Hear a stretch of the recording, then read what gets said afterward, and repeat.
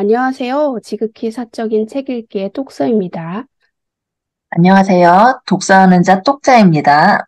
네, 오늘 저희는 새로운 책으로 시작합니다. 지능의 역설.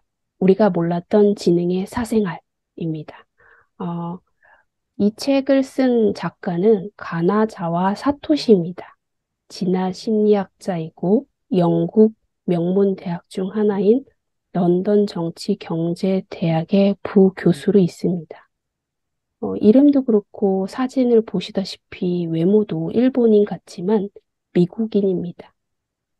진화 심리학자로서 이런 말들을 해서 논란을 일으켰습니다. 예를 들면 아프리카 흑인들은 지능이 낮아서 가난을 벗어나지 못한다. 객관적으로 흑인 여성은 다른 인종에 비해 매력이 떨어진다. 논란거리가 확실히 되겠죠, 정말. 이 책 역시 논란거리 투성이지만 그가 주장하는 건 자기는 과학자로서 사실만 기술하고 있다. 아까 얘기했던 말들이 사실이라고 생각하지 않는데 사실이라고 얘기를 하고 있어서 좀 갸우뚱하는 부분이 있긴 있는데요. 저희는 이 진화 심리학에 대해서 공부하는 차원에서 받아들일 부분은 받아들이면서 이 책을 읽어 나가려고 합니다. 음, 이 책은 지능의 본질에 대해 사람들이 흔히 가지는 오해를 풀어보려고 한다, 이렇게 얘기를 합니다. 지능이란 무엇인가? 무엇 때문에 있는 것인가? 그리고 뭔가 도움이 된다면 그것은 어떤 것인지 이야기를 하려고 한다, 이렇게 얘기를 하는데요. 그러면서 이런 얘기를 해요. 지능은 곧 인간의 가치다라는 방정식을 깨뜨리고자 한다. 그런데 저는 인간의 가치가 곧 지능이라고 생각하지 않거든요. 그리고 대다수의 사람들이 그렇다라고 생각한다고 저는 생각하고 있었어요. 그래서 한번 여쭤보고 싶어요. 똑자님은 지능이 곧 인간의 가치라고 생각을 하나요? 제가 이제 인간의 가치가 지는 것 같다고 생각한다고는 뭐 그런 사실을 뭐 인지할 일은 없었는데 이 지능의 역설이라는 책을 읽으면서 아, 여기 나온 예시들이 처음에 지능이 높은 사람과 낮은 사람은 이런 특징이 있다라는 말 자체가 조금 응, 거부감이 있었거든요. 응. 그런데 읽다 보니까 나도 모르게 이런 외적인 조건과 인간의 가치를 조금 비슷하다고 생각한 면이 있었던 것 같아서 좀 충격적이었고, 앞으로 계속 읽으면서 이런 제 생각을 좀 바꿀 수 있었으면 좋겠습니다. 아, 맞아요.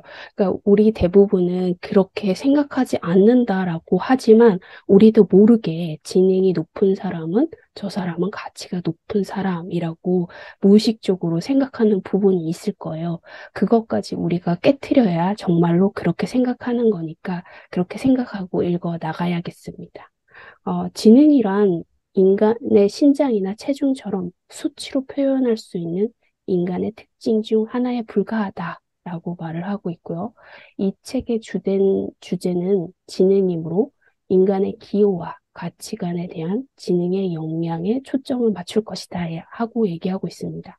저는 그래서 이 부분이 되게 흥미롭더라고요. 과연 인간의 기호와 가치관에 지능이 어떤 영향을 미칠 것인가? 그리고 지능이 높은 사람은 어떤 것을 원할까? 반대로 지능이 낮은 사람은 어떤 것을 원할까? 저는 이 부분도 되게 좀 의아했거든요. 아니, 인간의 기호와 가치관에 지능이 무슨 상관인지? 그러면 지능이 높은 사람은 뭐 높은 사람들이 원하는 게 따로 있고 지능이 낮은 사람이 원하는 게 따로 있나? 이 부분을 한번 읽어 나가면서 한번 봐야겠다는 생각이 들었습니다. 그러면 1장이 진화 심리학이란 무엇인가 이건데요. 진화 심리학이 무엇인지 한번 볼게요.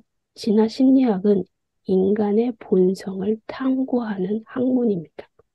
인간의 본성은 진화에 의해 형성된 심리 메커니즘, 심리학적 적응입니다. 우리가 갖고 있는 심리는 진화에 의해서 형성되는 거라고 합니다. 그게 바로 인간의 본성이고요. 우리 인간은 수렵 채집 생활을 통해서 100만 년 이상 생활을 했고요. 농경이 발명되어서 생활한 거는 1만 년 정도밖에 되지 않았습니다. 그러면 100분의 1에 해당하는 것만 우리 지금 현재 인류가 살고 있는 비율이고요. 나머지 100분의 99는 다 수렵 채집 생활을 했을 거예요. 그러면 인간의 본성은 어디에 익숙하냐면 바로 수렵 채집 생활에 훨씬 익숙하다는 얘기입니다. 진화 심리학의 네 가지 기본 원칙을 얘기하고 있어요. 앞으로 이런 원칙에 의해서 얘기를 풀어나갈 겁니다. 첫째가 인간도 동물이다. 둘째가 인간의 뇌를 특별히 취급하지 않는다. 셋째, 인간의 본성은 천성적인 것이다. 이 천성적인 것이다 라고 얘기를 하면 조금 천성적이다 하는 부분을 조금 풀어야 될 것 같아요. 인간은 천성적으로 문화적인 학습 능력을 가지고 있다 라고 얘기를 하고 있습니다.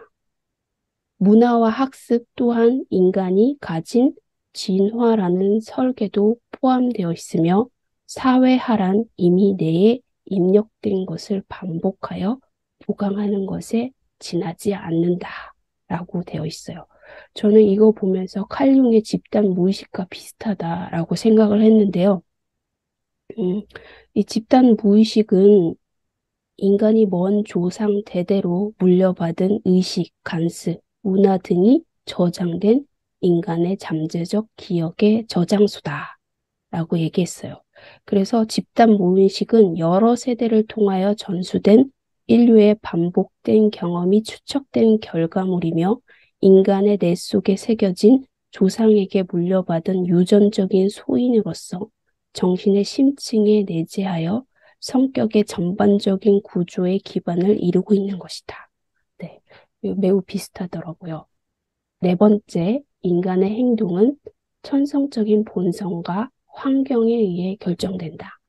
많은 사회과학자들은 인간의 행동은 100% 환경에 결정된다라고 주장하는 사람들이 많은데요.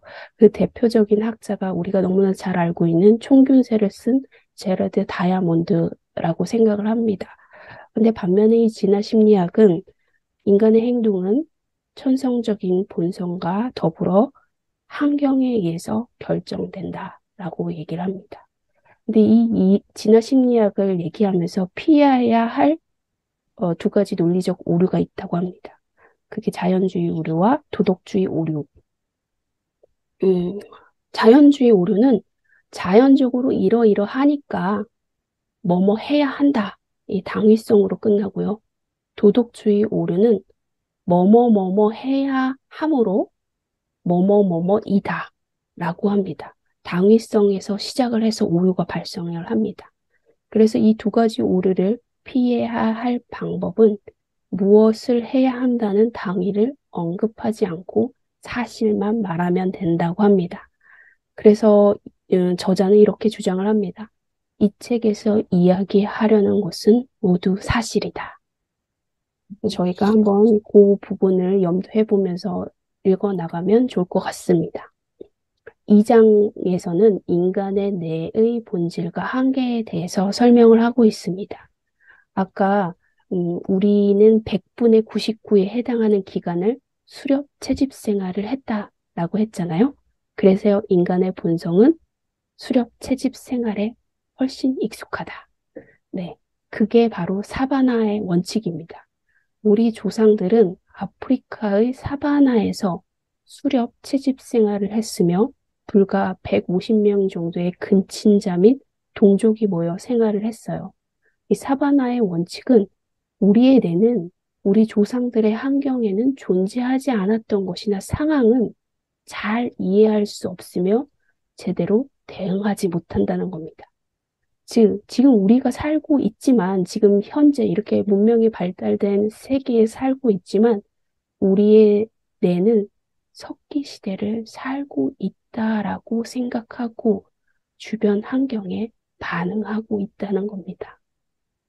이 사바나의 원칙을 보여주는 일상에서의 예를 세 가지를 들었더라고요. TV 속의 친구, 포르노, 한 번뿐인 최수의 딜레마 게임에서 협력을 선택하는 이유. 이게 사실이라고 하니까요. 저희가 한 번씩 한번 볼게요. TV 속 친구와 현실의 친구를 우리 뇌는 구분을 못한다고 합니다. 그런 까닭에 TV 속에 내가 좋아하는 인물이 나오면 내 기분이 좋아지고 실제로 그와 내가 관계하고 있는 듯한 느낌이 들어서 만족도가 높아진다고 합니다. 그러면 사람들이 어, 나는 내가 무슨 TV 속의 친구를 진짜 친구 생각한다는 게 말도 안 된다라고 생각을 하잖아요. 그런데 만약에 그 TV 속 인물이 가짜고 TV 속에서 나오는 드라마가 다 가짜라고 생각을 하면 우리가 울면은 안 된다는 거예요. 슬퍼해서도 안 되고 만족해서도 안 된다는 거예요. 그런데 우리는 TV를 보면서 영화를 보면서 눈물을 흘린다는 거죠. 즉, 우리의 뇌는 가짜라는 걸 모른다고 합니다. 우리는 막 그렇게 주장을 하지만 우리의 뇌는 진정한 의미에서 그것이 가짜와 진짜를 구별하지 못한다고 얘기를 하고 있습니다. 그래서 저도 이 부분은 하다가 정말 우리의 뇌가 가짜와 진짜를 구별하지 못해서 이 감정을 느끼는 건가? 라는 생각도 들더라고요. 그리고 포르노인데요. 전 세계적으로 볼 때 포르노를 소비하는 압도적인 다수는 남성인데요. 왜 남성이 이렇게 소비의 대다수를 차지하고 있냐면 이 진화의 관점에서 설명을 하더라고요. 결국에 모든 생물의 궁극적인 목적은 생존하고 번식하는 거잖아요. 그러니까 이 남성도 동물이다 그랬잖아요. 우리 인간도 동물이다. 동물의 관점에서 보면 동물은 생존하고 번식하는 목적을 가지고 있죠. 남성은 본능적으로 많은 여성과 성교를 해서 많은 아이를 낳을 수 있도록 설계된 동물인 겁니다. 그래서 많은 여성과 성교를 해서 번식을 하려고 해요. 그런데 이 사바나의 원칙에 따르면 이 포르노에 나오는 여성과 성교가 불가능하다는 사실을 모르는 겁니다. 왜냐하면 이 사바나의 세계에는 TV나 이런 영상 매체가 없었기 때문에 실제로 그런 여성이 등장을 하면 이 뇌는 내가 그 여성과 만나고 있다라고 착각을 한다고 합니다. 이것도 너무 웃겼는데요. 그래서 이런 압도적으로 남성이 그런 소비의 주체가 되는 거고 반면에 여성은 어차피 많은 성적 파트너를 두더라도 번식상 한 번에 한 명의 아이를 낳을 수밖에 없기 때문에 어, 번식의 성공도가 높지 않기 때문에 그렇게 관심이 없다라고 합니다. 저는 이 부분 읽으면서 그러면 너무 이런 거를 좋아하는 남성들을 정당화하는 거 아닌가라는 생각이 들면서 읽었어요. 그리고 마지막 세 번째가 가장 인상이 깊었는데요. 이거는 실험의 조건이 있어요. 두 사람이 있고요. 서로 어, 컴퓨터 통신을 하면서 얼굴도 마주 보지 않고 게임을 합니다. 두 사람은 실험 전에도 얼굴을 알 수 없는 사람들이고 실험이 끝난 후에도 만날 가능성이 없습니다. 완전한 타인인 셈이죠. 그러니까 완전한 익명성 그리고 한 번만 게임이 이루어집니다. 반복되지 않습니다. 이럴 경우 이 실험 조건에서 가장 큰 이득을 취하는 방법은 상대를 배반하고 자신이 이득을 취하는 겁니다. 이게 가장 합리적인 선택입니다. 경제학자들은 인간은 합리적인 선택을 한다라고 얘기를 하잖아요. 하지만 이 실험을 반세기 동안 계속 해왔는데 절반 이상의 되는 사람들이 꼭 이론적으로 모순된 협력을 선택을 했습니다. 왜 이런 비합리적인 결정을 하는지는 경제학자들은 설명을 하지 못합니다. 하지만 이 진화 심리학자들은 사바나의 원칙으로 설명을 합니다. 우리 조상들이 사는 세계에서는 이 익명성이 지켜지지 않았습니다. 150명 정도가 되는 근친자들이 주로 생활하는 집단에서 생활을 했기 때문에 그들은 모두 친족이었거나 친구 혹은 동료였고, 그리고 그들이 사는 세상에서 딱 한 번뿐인 게임, 완전한 익명의 거래는 없었습니다. 그렇기 때문에 이 집단에서 속해 있지 않다면 죽음이나 오래 살 수가 없기 때문에 항상 집단에 소속되려고 노력을 하는 거죠. 그래서 우리 사바나의 뇌는 배신을 하지 않으려고 합니다. 이 부분이, 그러면서 저는 읽었어요. 그리고 여기에서 이제 따돌림을 힘들어하는 이유에 대해서 나와요. 음, 우리는 따돌림을 굉장히 힘들어하잖아요. 네. 왜 괴로운 일인지 집단 내에서 다른 사람에게 많이 의존하는 난 탓에 따돌림을 당하는 일은 인간의 진화라는 역사를 통틀어 항상 괴로운 일이었다고 합니다. 그 집단에 있을 수 있느냐, 없느냐에 따라 생존 그 자체가 크게 좌우되기 때문입니다. 수렵 채집 생활에서 무리에 속하지 않으면 생존이 보장이 되지 않았기 때문에 인간은 어떻게든 그 집단에 소속되기를 원하고 따돌림을 두려워하는 이 심리적인 경향이 발달됐을 거라는 겁니다. 집단에서 배척되어 돈을 버는 실험을 하는데 우리 조상에서는 그런 환경은 그 익명성이 존재하는 환경은 절대 없었던 거죠. 하지만 지금은 가능하잖아요. 그럼에도 그걸 알고 있지만 집단에서 배척되어 돈을 벌지만 사람들은 괴로워합니다. 심지어는 음, 이런 익명성이 보장된 상황에서도 그 돈을 포기하고 집단에 소속되기를 선택하는 사람들도 많이 있습니다. 그게 왜냐하면 따돌림을 당하는 것은 괴로운 것이라는 것을 인간의 뇌에 무의식적으로 자리하고 있기 때문이라고 얘기를 합니다. 사바나 원칙으로 대표되는 이 진화 심리학의 가장 핵심적인 통찰은 우리의 뇌가 아직 우리 조상들의 환경, 즉 아프리카 사바나에 있는 줄 알고 우리 주변에 반응한다는 것입니다. 저는 이 말이 되게 무섭더라고요. 우리의 뇌는 아직 모르고 있다. 내가 지금 현재를 살고 있는지. 아프리카 사바나에 살고 있다고 착각을 하고 있다. 라는 이 말이 되게 무서웠어요. 네, 저는 여기까지입니다. 저도 똑사님처럼 우리의 뇌가 아직 10,000년 전에 사바나 수렵 채집 생활을 하고 있다고 착각한다는 부분이 되게 인상적이었고요. 이 책에 나온 부분 중에 이제 앞에 지능이랑 인간의 가치가 같다라고 생각하는 방정식을 깨트리고자 하고 지적하고 싶은 부분이 지능이 높은 사람들에 대한 상식이 반드시 옳지만은 않고 지능이 높은 사람일수록 여러 가지 일들을 능숙하고 효율적으로 처리하는 것은 분명하지만 지능이 높은 사람이 잘하는 일은 인류의 진화라는 역사 중에서 비교적 새로운 것들 뿐이다라는 부분이 있었어요. 그래서 여기서 느끼는 게, 그러니까 인류가 과거부터 당연히 해왔던